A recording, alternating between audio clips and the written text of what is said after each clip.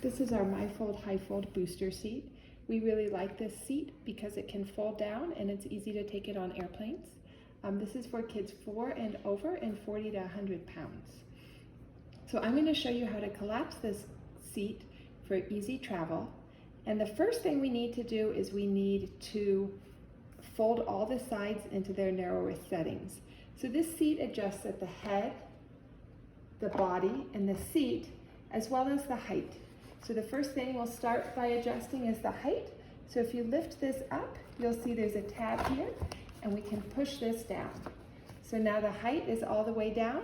So now we are going to adjust the seat by turning it upside down and pulling up on this tab and pushing in. And we can turn it around and adjust the sides by turning this in.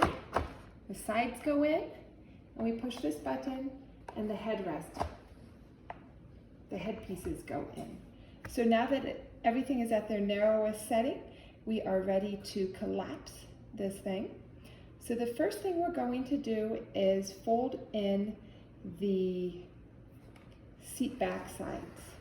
So if you look on this side, you see there's this seat lock button.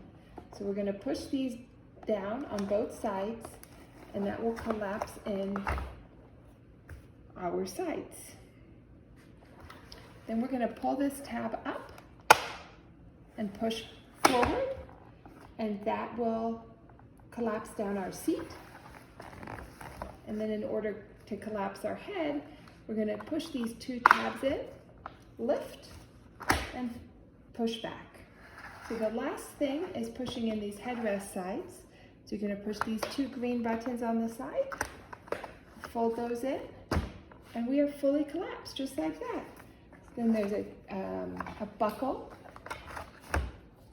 to wrap around so that it doesn't come apart easily while you're carrying it, and a strap to sling over your shoulder for carrying it through the airport or wherever you're going.